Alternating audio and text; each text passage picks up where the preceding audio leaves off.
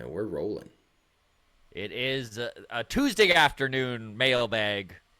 Let's just start that over. You're not going to start this over. You're just going to fucking, I know you're just going to. Yeah, no. From the top, I swear. Yeah. Okay, you better do this from the top. All right, I'll count us in. You ready? If I go online and this is how this show fucking starts, dude, it better just. Well, you just dropped an F-bomb, so there goes our entire monetization. So might as well whip your dick out while you're at it. Well, now you have to cut it here. All right, so we're good. I'll count us in. You ready? You and your Monday mailbag on a Tuesday it's a tongue twister. Okay, I'm ready. Yes. Okay. 3, 2, 1, and we're rolling. Good morning and welcome to the Walk Off, everybody. I'm Scott Belford, joined as always by the best co-host in the biz, Adam Mack. It is Mailbag Tuesday. Fucking butchered it again. Well, you are the one who just want to do the alliteration. Monday mailbag on a Tuesday afternoon. It's supposed to make it easier, Scott. That's why it's called the Berenstain Bears, all right? All right. Okay. Monday morning mailbag on this Tuesday afternoon. It's a big one. It's a big one. We have a pile of comments, a ton of interaction over the last week. Over 60 comments on YouTube. We had a pile of DMs on Twitter, which you can do so at Walk Off Podcast. We had some interaction on Instagram, the Walk Off Podcast. Of course, you can always drop your comments in Discord, which there is a free link to join in the show notes, or hit that like button, hit subscribe, and drop a comment in YouTube. That's very appreciated as well. We've got a pile of stuff to get to. We do have our Patreon we do want to quickly mention here. So thank you to everyone who has taken the time, the $4 a month. We do have a new Patreon this week as well. So thanks to John, Simon, Rashid over in Qatar in the Middle East. We got Joshua, Jeremy, Ian, and our newest Patreon, Sarah. So big thanks to all the support there. Lovely. We've got baseball movie reviews almost every month. It should be every month. We did just record Moneyball with special guest Hey Kami. That was a good one. He sure knows that movie inside and out. And that should be out shortly, right, buddy? Yeah. It'll either be out this week or it's already been deleted to clear space for our Zach Collins interview. Next month, we've got, I don't even know if I should tease it before I get Moneyball up, but next month we're doing what? Field of Dreams? Yes, we are. Okay. There you go. So that should be up by mid-August. Well, dropping that name, does that mean Zach Collins got back to us? No, it doesn't. No, okay. Sorry, I just let it slip. All right, let's start it over from the top. I'll count us in. Ready? No, Zach Collins... We don't have a time locked in. We don't have a date locked in. We're going to announce his name, yeah. Yeah, I'm just an idiot. So Zach Collins should be becoming a friend of the show soon, but we don't have a date locked in yet. So I'm just jinxing things. All right, shall we get to the comments here? Yes, let's get this show started. All right, 3, before we both have 2, to just like call her. Yeah. All right, and we're rolling. Welcome to the Monday morning mailbag.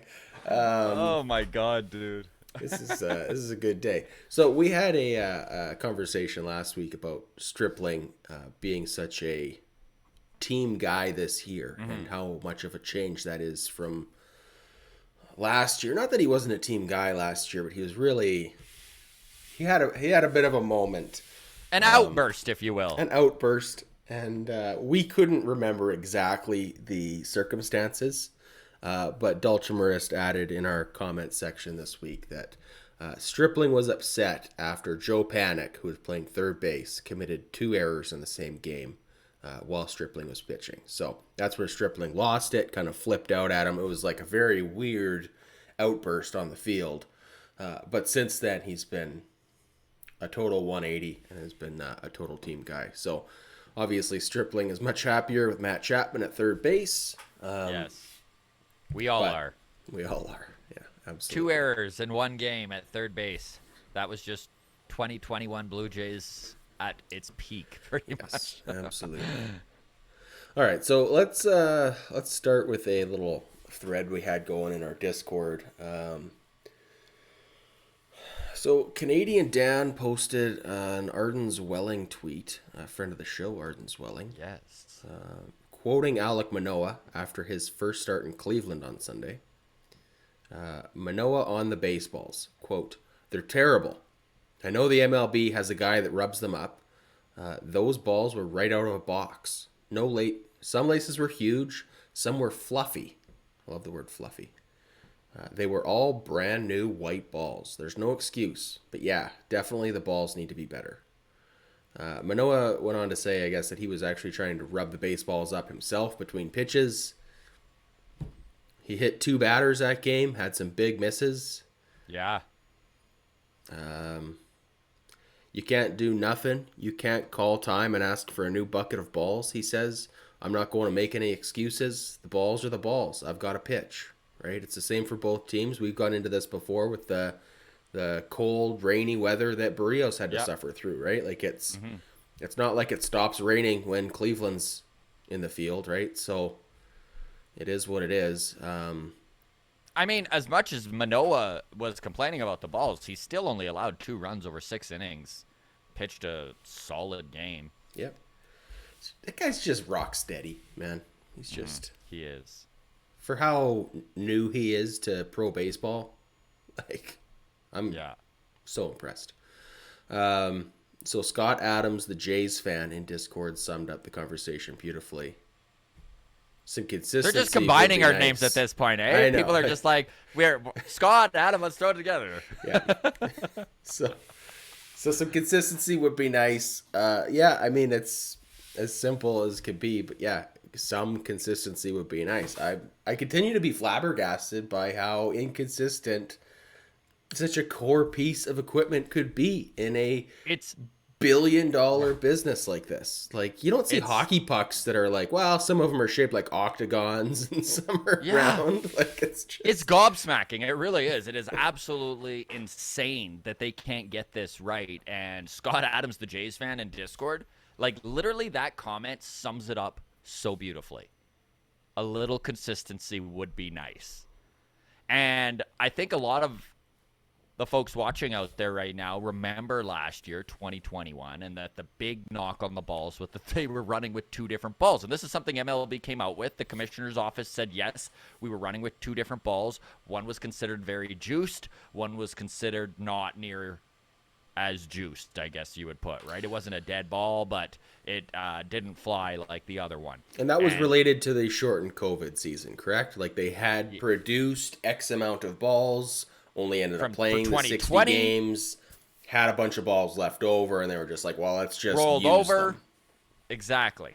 So now there were 2 different balls they were running with in 2021, which was very frustrating for pitchers and for hitters alike. And that was the big push from the MLBPA is we want one ball that is going to be the same 100% of the time, which is hilarious because right now baseballs are more inconsistent than they've ever been. And what has happened is that they designed this ball, right, to not travel as far, deaden the ball a little bit. But what has happened is that they have introduced, and this is all theory, right? This is all theoretical. They're not 100% sure why the balls are so consistently inconsistent.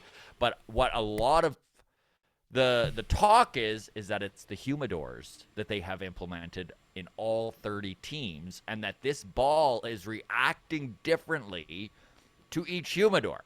So what's happening is that instead of there being one ball that you're seeing in every single game across the league, these balls are morphing and changing in different ways depending on which humidor they're in. Manoa touched on it there where he was talking about the laces. And he's like, some laces are fluffy. And what it means is just like these balls are like expanding or Contracting. And there's even reports that pitchers have found dents in the ball. So what'll happen? They'll put it in the humidor and then they'll lay it on the whatever the holder is there, the rack or whatever, and it'll dent where it's sitting on, which is like complete insanity. And I don't know why they can't figure this out. I don't know why they're at the point where we're 30 games into a season and this has been a catastrophe across the game.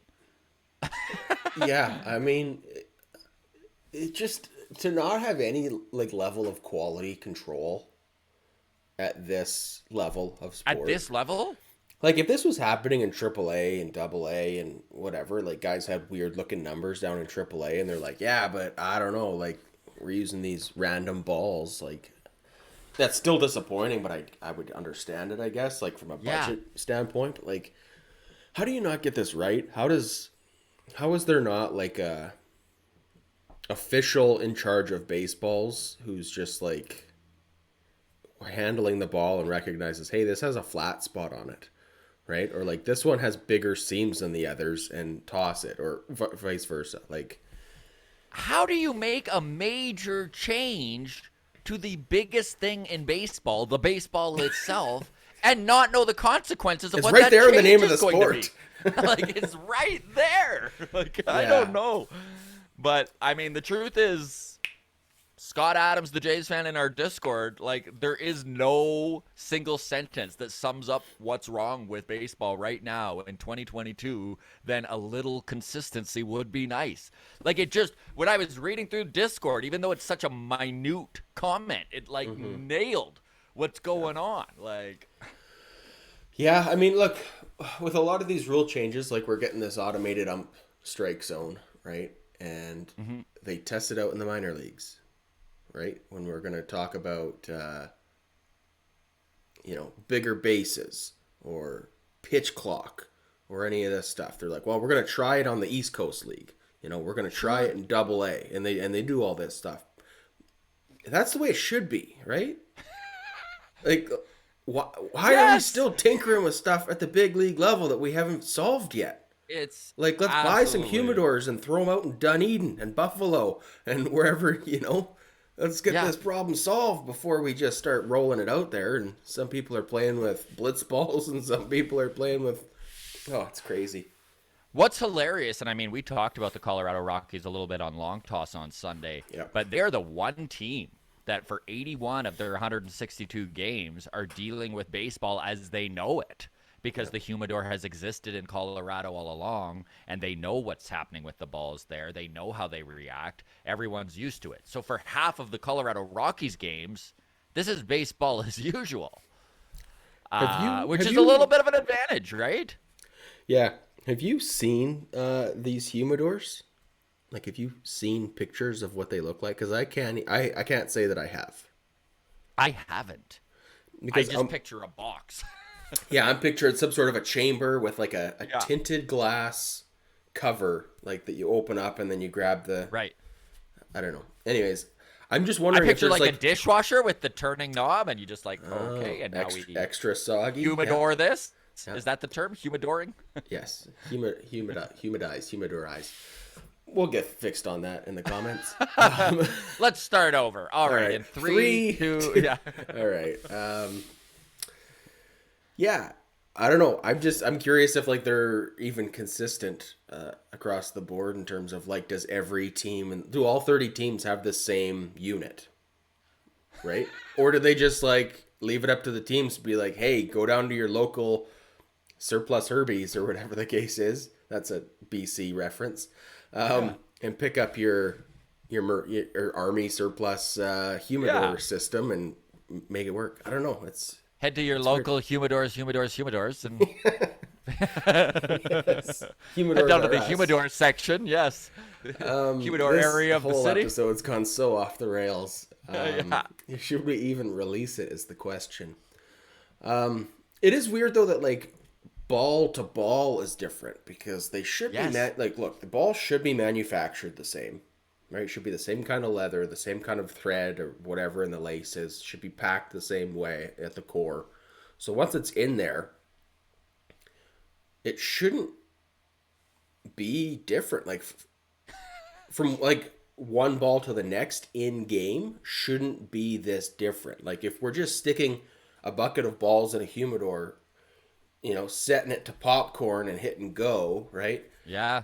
And then they should all come out the same unless like the humidors suck and it's like, well, if they're on the edge, it's a little hotter in there. And if it's in the middle, it's a different level of like but that feels like that's just a shitty humidor. So I can't think of a time in my life where I have heard the word or said the word humidor more than this last 3-minute conversation. yeah, I mean, yeah. Well, But shall you're we right. move? You're right. Like the you would think it should all be the same. But that's not something MLB is great at, is doing what it should. Paying Well, attention to the I little mean, things. one thing that's concerning too, though, like that I'm taking away from Alec Manoa's quote is like he's talking about how there's supposed to be a guy rubbing that Mississippi mud on the ball, right? Like that patented. Only one river in the country has good enough clay to rub these balls in mud, right? Yeah. And he's saying he's getting some of these balls handed to him that are white, like Yeah. haven't been touched by dirt, right? So like that is also A little humidor or concerning. not. Like Yeah. where is that step getting missed, right? So I don't know. Well, they got to get it together. I mean, Yeah. it's obviously a problem, and it's obviously affecting the game. I mean, if we know anything about Rob Manfred and the MLB, it's that come mid-June, they will make a drastic change that just changes the complete trajectory of the game itself.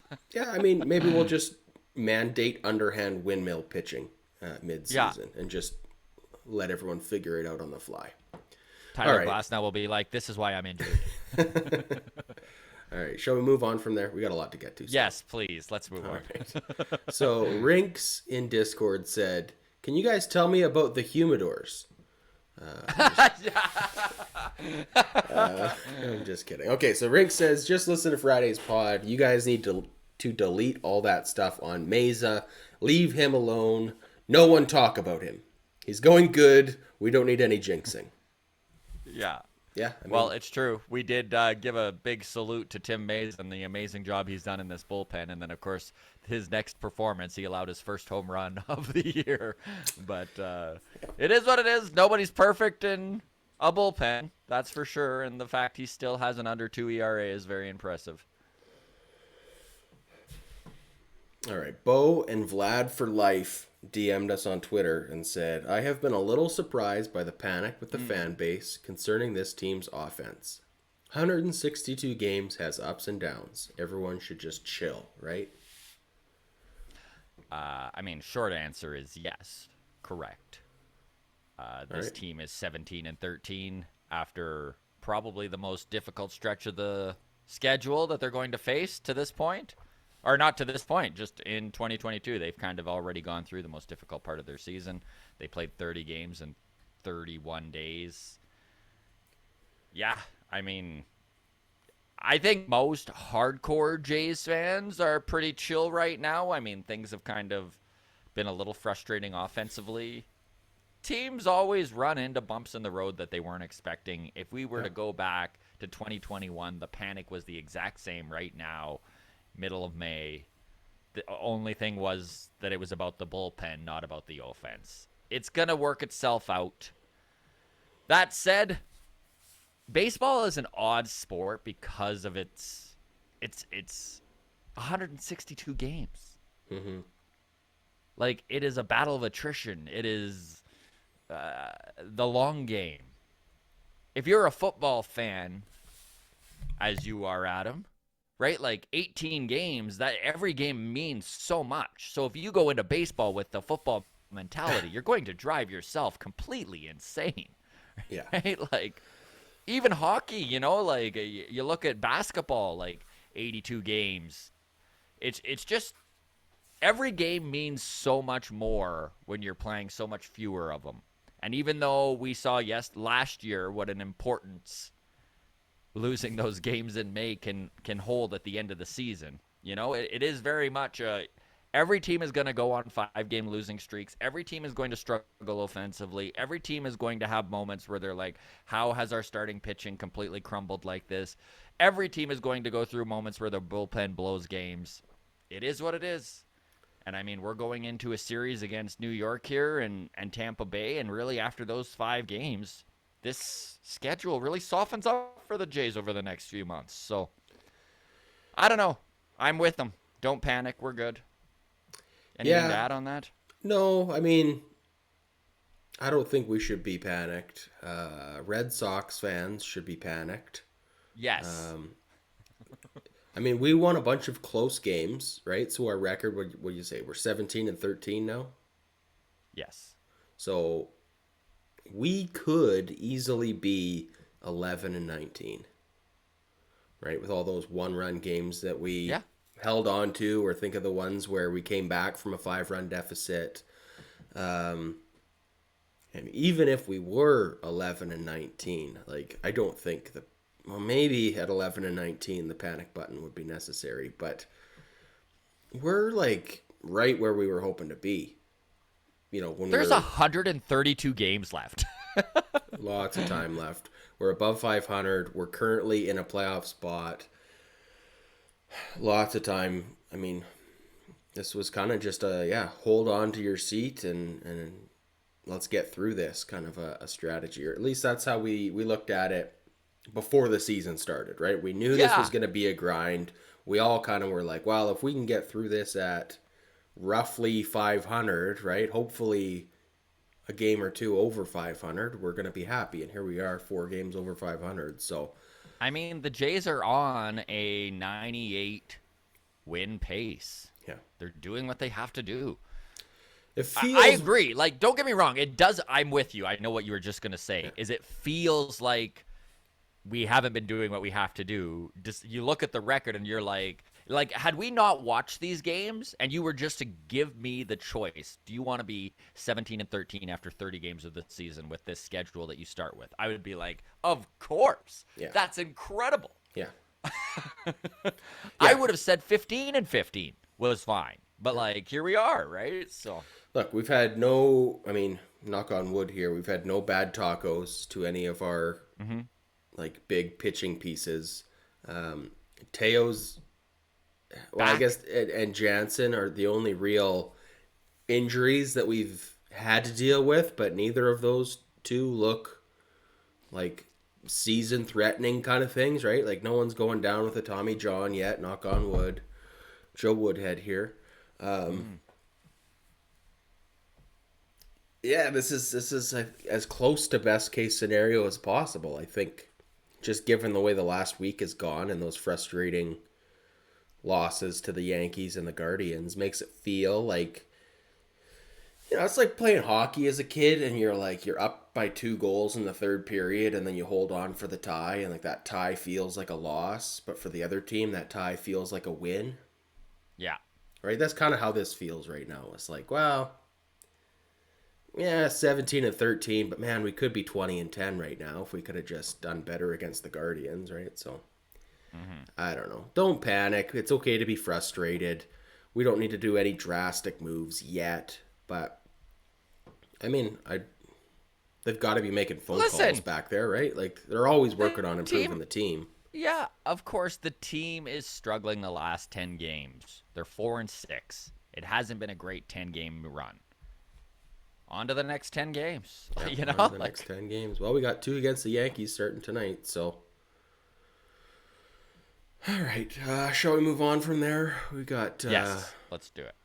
more stress in the comment section here. So this one comes from David Cook. When everyone says that Ryu contract is bad, can anyone name a long-term contract that wasn't a bust, that isn't for a Hall of Fame pitcher? And then he goes on to list David Price, Chris Archer, Ricky Romero, all these contracts that didn't work out. There is a reason why the Toronto Blue Jays have not signed a pitcher to a long-term contract in a very, very long time. And I know we've watched them do it the last few years with Ryu for 4 years. We watched them go out this last offseason and get Gosman for 5. We watched them re-up Barrios for 7 with an opt-out for him at the 5-year mark. These are contracts that you haven't seen this organization make before. But it's almost impossible to get a frontline starter without overpaying on years. And David Cook makes a very good point. Sometimes you got to do what you got to do for the short term and worry about the long term later. I don't think that we're in that spot for Ryu yet. And I know we spend a lot of time on this on Long Toss, so I won't get too into it here. But when you're the Toronto Blue Jays, unfortunately, you tend to need to add an extra year to get the guy you're after. We watched it happen with Ryu. They went 4 years when everyone else was offering the same money for 3 years, and that's what enticed Hinjin to come to Toronto. We watched them do the same thing with Yusei Kikuchi. There's a reason why he's on a 3-year contract and not a 2-year when everyone else was offering him 2. And it's because Toronto wanted him enough to put that extra year on there. I mean, David's right. When it comes to pitchers, if you're going to sign them long term, there is risk. I mean, there's risk with anyone once you start getting into 3, 4, 5 years. Yeah, and he's kind of painted a pretty unfair corner here where, like, name one that isn't a bust who also isn't a Hall of Fame pitcher. Like, yeah. Okay, yeah, like if we're including Hall of Fame pitchers, like we can go down the Max Scherzer, the Justin Verlander, the Zach Greinke's. Like we can, there's plenty of long-term contracts. But if you eliminate the Hall of Famers from it's like, well, yeah, if we're offering you $200 million and it works out, chances are you're pretty you're good. Going to the Hall of Fame, yeah. Yeah, right? And that's so kind of an unfair question there. And it goes beyond pitchers, like you said, all position players too, right? Like it's that's kind of the nature. But this is why 1%. This is why 1%, 0.5% of players get long-term contracts. Yeah. Look at David Phelps, 10 years in the league. What a huge milestone for him this year, hitting his 10th MLB year.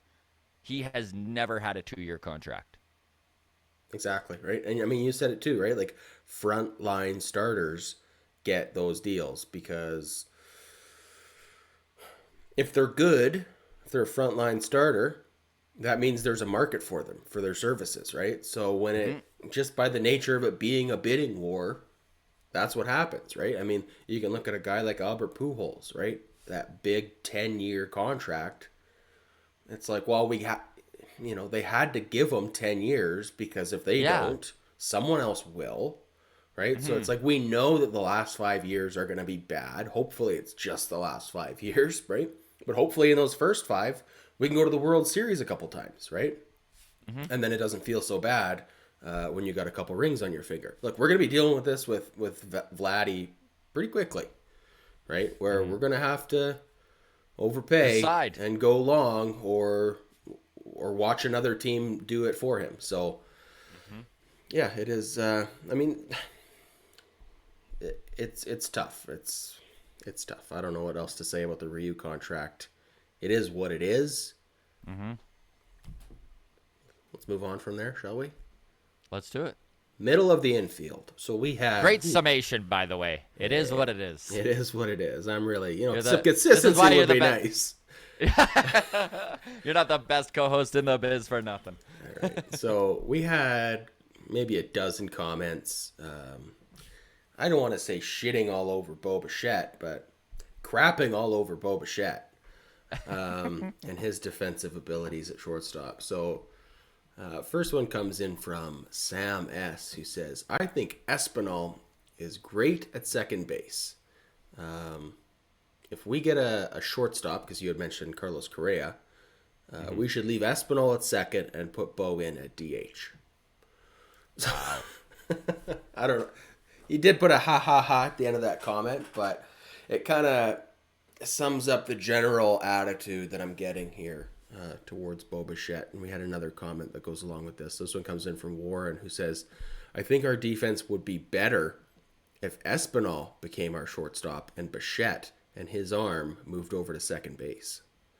A lot of comments that kind of echoed that, so I'm not going to read everything right now, but that's the general tone is like, and I want to put this to you, is would this team be better defensively, whatever, with Espinal as our everyday shortstop? So I saw a tweet today from Griffin. His Twitter handle is at JRAM2TBJ. Obviously, he was really pushing for JRAM to the Blue Jays. Sure. But he's really great with stats on Twitter and just player comparisons and all the like. And when you talk about like deep analytics, this kid is all over it. And he posted about Santiago Espinal 2021-2022. So In that time, his on base or his batting average has been 298 with an on base percentage of 368 and a slug of 416. But if you start getting into his defensive metrics, they're pretty darn impressive. Okay, so like in this year so far, he's on pace for a 16 DRS, so defensive runs saved over the season length. Okay. 16 runs saved defensively is metrically where he fits in. He has 27 OAA over the 2022 season, it would be, and that's outs above average. So again, very his glove is spectacular, and it's not really getting a lot of love. And even if you look at his 2022 or his 2020, I should say, when he was playing some shortstop, his numbers were far above where Bo's are right now. What does this mean? I don't think it means anything.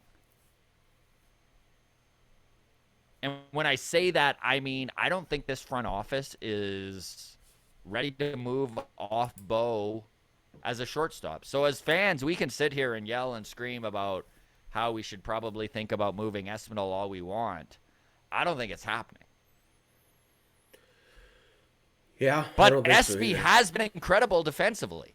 Like, he's been so good defensively and offensively. He's been clutch. Yeah, his batting average has gone down since he's been playing every day, but he still very much so sprays the ball all over the field. He's a contact hitter. He's got a little bit of pop in his bat after that offseason of putting on muscle. Santiago Espinal has been fantastic for this team. His defensive numbers, by the way, superior to Marcus Simeon's from last year, which is like really impressive. Yeah, That we have just put this guy in second base. And yeah, obviously he's not hitting 45 home runs like Simeon did, but defensively, there's been no drop. Is Espinal on a Gold Glove trajectory this year then at second base? I mean, quietly, yeah, he is. I mean, I think part of those awards comes down to the name, right? Being an established guy is going to, I think, work out in someone's favor. But, yeah, I mean, like you said, if there's been no drop from, because Simeon won a Gold Glove last year with less impressive numbers than what Espinal's doing currently, right? I mean, Like, we man, do have a long ways to go, but that 27 outs above average is so impressive. Like 27 outs. That's a full one per game. game. Yeah. That's a full game. Yeah. Yeah. Anyways, No, Espinal's great. I mean, nonstop highlights from him defensively. I never worry about when the ball is hit to him that he's going to make an error throwing it to first, the way I do with Bichette. Hey, we do have to play like the 10 years down the road vision though with Bichette and be like, he's still our guy, right? Like, you would think. he's got to have growing. He's going to have as long of a leash as anybody on this team. So I don't not know. even he's not 25. He is not 25 yet. Like, I love Santiago. Espy's our guy. He's 27 years old. Look, guys like Espinal are like the quiet, unsung pieces that make a team a World Series contender and not, right? Like, you gotta have Yes. your big money, sexy splash names, right? You gotta have your Yes. George Springers, your Bo Bichettes, your Vladdies. You gotta have your Gossmans and your Barrioses, and they've all got to be firing on all cylinders to be successful. But then you do need your guys like Espinal, who's playing for essentially the league minimum. You know, you do need your guys like Alec Manoa to come up out of nowhere seemingly and just be rock solid as it gets for you. You know, you need Lourdes to be the best version of Lourdes possible if we're gonna compete with teams like the Dodgers and stuff in the postseason. So, love what we're getting out of Espinal. I don't necessarily buy into it as like he's gonna be a $100 million contract guy for us. I kind of feel like Espinal's the kind of guy who we will offer a team-friendly contract to maybe a qualifying offer. But if he leaves in free agency, I don't feel like this team is going to jeopardize anything to keep him around. Do you? No, I mean, you This summed is it a up guy great we get what at we the can out start. of him. Once he's gone, we replace him with a Elvis Martinez kind of thing, right? Yeah, no, for sure. And you're dead on in that championship teams need guys like this. Championship teams need minimum salary dudes who are performing way above average, at least defensively. Look how lucky this team is, though, because here's just the two comparables that come to mind right away. Okay, 2 years ago, if you were to look at this team in 2020 and say, okay, by 2022, here's our lineup, right? Mm-hmm. I don't think anybody's including Espinal in that list.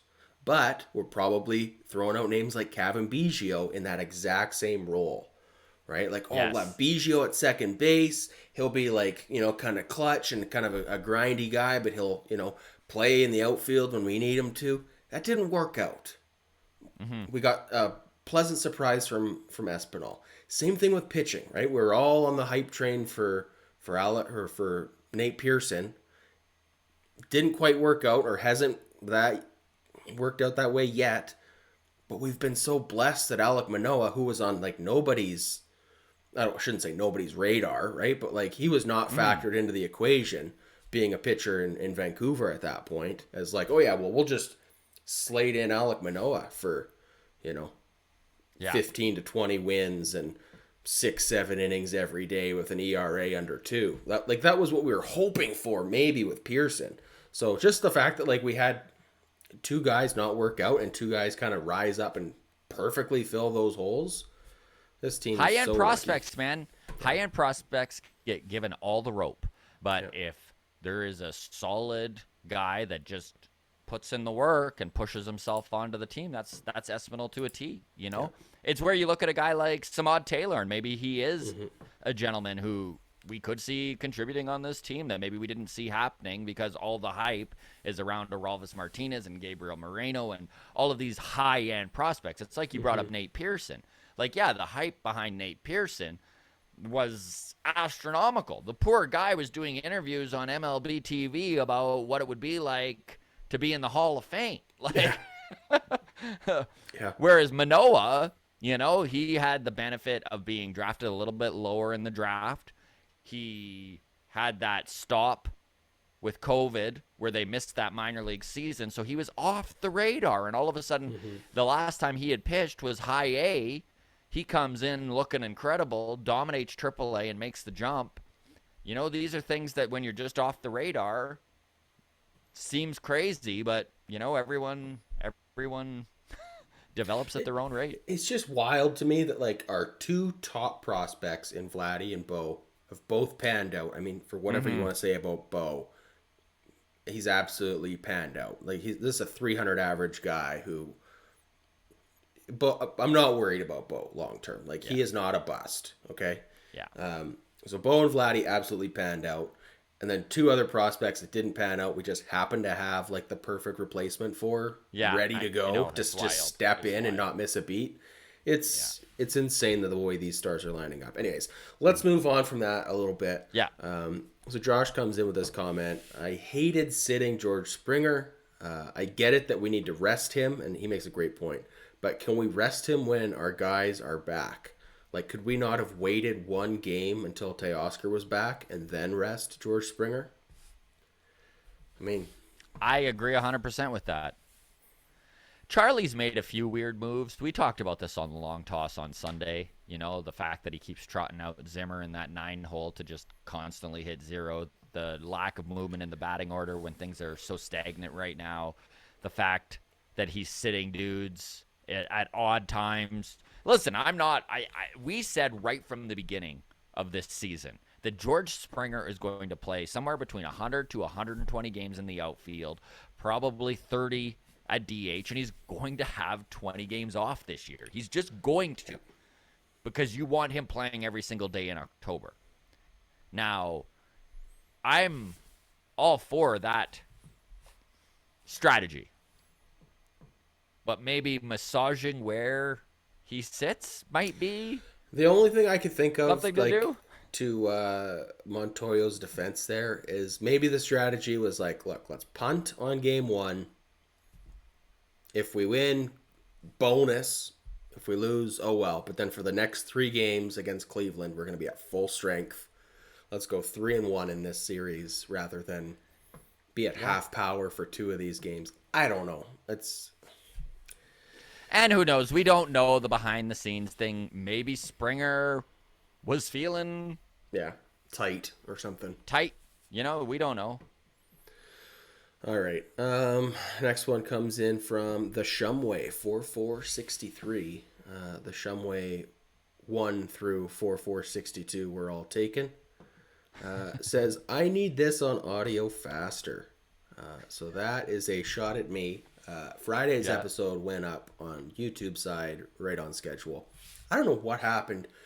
Just I forgot to throw it on the audio side until Saturday morning. So apologies to all of our audio listeners there who listen to the podcast on iTunes, Spotify, everything like that. Yeah, I will just do better. I'm sorry. I'm doing my best. But that one's on me. All right, last one of the day. We'll get to it in just a second here. If you are now 41 minutes into this atrocity, drop a like. Be very grateful. More comments are always appreciated. 60 plus comments this week. Let's keep that going. It really helps with the algorithm, so I'm told. If for some reason you're watching this and you have yet to subscribe on YouTube or your audio side, that's also incredibly appreciated and really does help with the algorithm as well. Absolutely. Okay, so last comment of the day that we have time for. This one comes from Mr. Bo Productions. Hey guys, love the pre-show that we put up for Patreon, and like once a month we just throw one up for free for everybody so you can see what you're missing out on. Would you be able to record and upload one of your gigs, or if they are available on YouTube, can you link it to us? We would love to see the other side of our favorite Blue Jays daddies.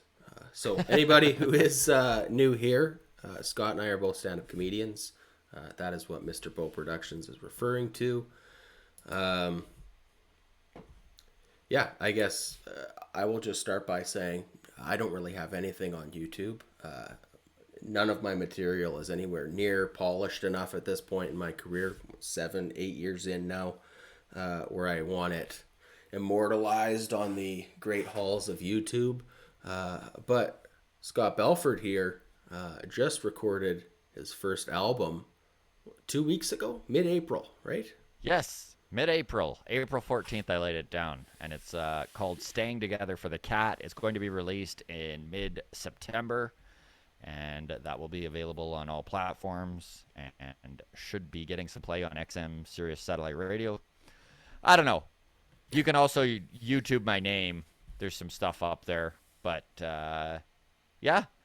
We should be a little bit more diligent with letting people know where we're going to be. If there's anyone in Fernie, BC listening, of all places, Adam and I are doing a show there May 28th. Saturday, May 28th, we'll be in Fernie at the Fernie Distillery. So drop by and say hello.